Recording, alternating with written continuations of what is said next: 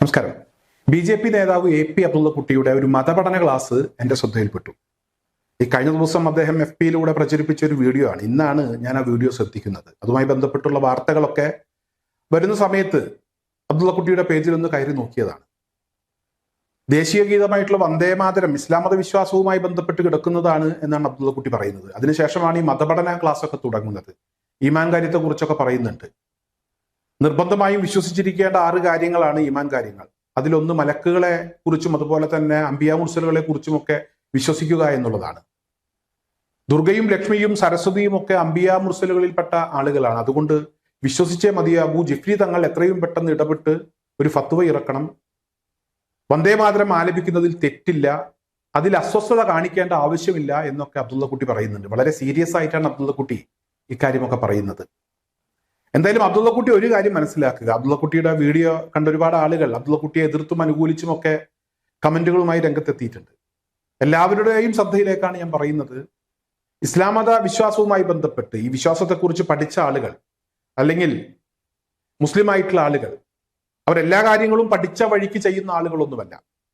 കുറച്ചൊക്കെ വഴിമാറി പോകാറുണ്ട് പല ആളുകളും. പക്ഷെ ഒരു കാര്യത്തിൽ എപ്പോഴും ശ്രദ്ധ പുലർത്താറുണ്ട്.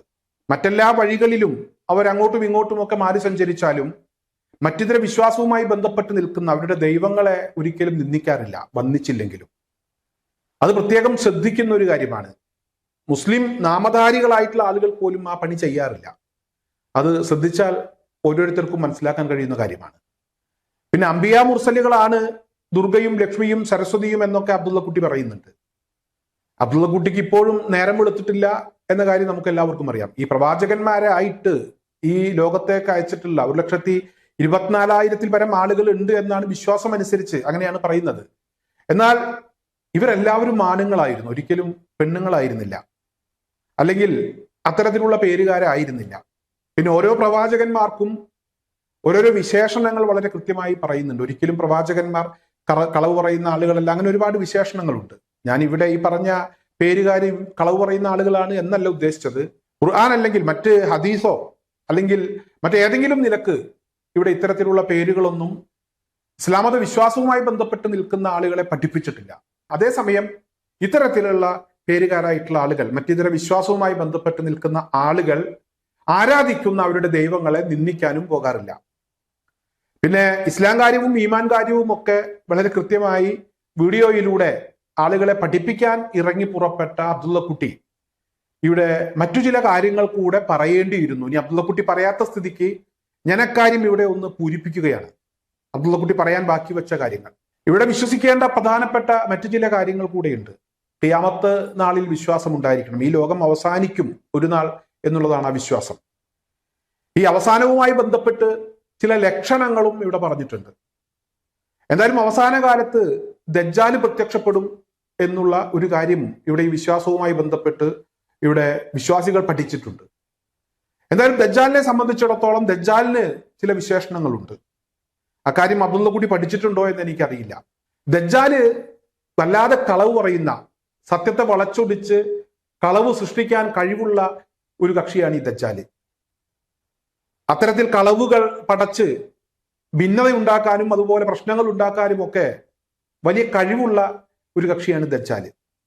ഇവിടെ ഇപ്പോഴത്തെ സാഹചര്യത്തിൽ ദജ്ജാലിനെയാണ് നമ്മളൊക്കെ കരുതിയിരിക്കേണ്ടത്. അബ്ദുള്ളക്കുട്ടി പറയാൻ വിട്ടുപോയി എന്നുള്ള നിലക്ക് ഞാൻ ആ കാര്യം ഇവിടെ പറയുകയാണ്. ജിഫ്രി തങ്ങളെ പോലുള്ള ആളുകൾ ഇനി ഇന്നത്തെ സാഹചര്യത്തിൽ പഠിപ്പിക്കേണ്ടത് ദജ്ജാലിന്റെ വരവും ദജ്ജാലിന്റെ പണിയും ദജ്ജാൽ എന്തൊക്കെ ചെയ്യും എന്നുള്ളതിനെ കുറിച്ചാണ്. അല്ലെങ്കിൽ വിവരമുള്ള ആളുകൾ പറയേണ്ടത് ദജ്ജാലിനെ കുറിച്ചാണ്. അങ്ങനെ പറഞ്ഞു വരുമ്പോൾ നമുക്ക് ഇന്ന് ഇത്തരത്തിലുള്ള വീഡിയോകൾ പ്രചരിപ്പിച്ച് ഭിന്നിപ്പുണ്ടാക്കാൻ ശ്രമിക്കുന്ന ചില ആളുകളെ നമുക്ക് കാണാൻ കഴിയും. അവർ നമ്മുടെ മുന്നിൽ പ്രത്യക്ഷപ്പെടും, അവരുടെ ചിത്രങ്ങൾ പ്രത്യക്ഷപ്പെടും. കാരണം അവരുടെ പണി ഞാൻ ഈ പറഞ്ഞതൊക്കെയാണ്. കളവ് പറയുക, ചരിത്രം വളച്ചൊടിക്കുക, അതുപോലെ തന്നെ ഭിന്നിപ്പുണ്ടാക്കുക, അതിലൂടെ പ്രശ്നങ്ങൾ ഉണ്ടാക്കുക, നാട്ടിൽ സമാധാന അന്തരീക്ഷം തകർക്കുക. എന്തായാലും ഇതൊക്കെ അവസാന നാളിന്റെ, ഖിയാമത്ത് നാൾ എന്ന് പറയും, അവസാന നാളിന്റെ ഒരു ലക്ഷണമായിട്ട് കണ്ടാൽ മതി. എന്തായാലും അത് സംഭവിക്കും എന്നുള്ള കാര്യം ഉറപ്പാണ്. കാര്യം അബ്ദുള്ളക്കുട്ടി പറയാൻ വിട്ടുപോയത് കൊണ്ടാണ് ഞാൻ അക്കാര്യം ഇവിടെ സൂചിപ്പിക്കുന്നത്. എന്തായാലും അബ്ദുള്ളക്കുട്ടിയുടെ മതപഠന ക്ലാസ്സൊക്കെ ഗംഭീരമായിരുന്നു, അക്കാര്യത്തിലൊന്നും തർക്കമില്ല. ഈ 1,24,000-ൽ പരം അംബിയാ മുർസലുകളെ ഈ ലോകത്തേക്ക് അയച്ചിട്ടുണ്ട്. വിവിധ സമയങ്ങളിൽ അതിൽപ്പെട്ട ആളുകളാണ് പ്രവാചകൻ മുഹമ്മദ് നബിയും അതുപോലെ തന്നെ ഈസാ നബി, മൂസാ നബി, ഹാറൂൻ നബി, അങ്ങനെ ഒരുപാട് പ്രവാചകന്മാരുണ്ട്. എന്തായാലും കുറച്ച് ആളുകളുടെ പേര് മാത്രമേ നമുക്കറിയൂ. 1,24,000-ൽ പരം എന്ന് പറയുമ്പോൾ ഒരുപാട് ആളുകളുടെ പേരുകൾ, അവരാരാണ്, ഏത് കാലഘട്ടത്തിൽ വന്ന ആളുകളാണ് എന്ന കാര്യമൊന്നും നമുക്കറിയില്ല. ആ ഒരു കാര്യം വെച്ചാണ് അബ്ദുള്ള കുട്ടി ഇവിടെ ഇത്തരത്തിലുള്ള പേരുകാരൊക്കെ പ്രവാചകരാണ് എന്ന് പറഞ്ഞത്. എന്തായാലും അവരെ തള്ളിപ്പറയുന്നില്ല, അവരെ നിന്ദിക്കുന്നില്ല. പക്ഷെ അവർ പ്രവാചകരാണ് എന്ന് പറയുമ്പോൾ മിനിമം പ്രവാചകന്മാരുടെ യോഗ്യത എന്ന് പറയുന്നത് അവർ ആണുങ്ങളായിരിക്കണം എന്നുള്ളതാണ്. അത് സൗകര്യപൂർവ്വം മറച്ചുവെച്ച് അബ്ദുള്ള കുട്ടി ഒരു കുത്തിത്തിരിപ്പിന് ഇറങ്ങിയതാണ്. എന്തായാലും ഇത്തരക്കാരാണ് ഈ ലോകാവസാനത്തിന്റെ ലക്ഷണം എന്നുള്ള നിലക്ക് ദജ്ജാലിനെ കുറിച്ചൊക്കെ പറയുന്നുണ്ട്. അത് ഇവരാണ് എന്നുള്ളത് ഓരോരുത്തരും മനസ്സിലാക്കണം എന്ന് മാത്രമാണ് ഈ ഒരു അവസരത്തിൽ എനിക്ക് പറയാനുള്ളത്.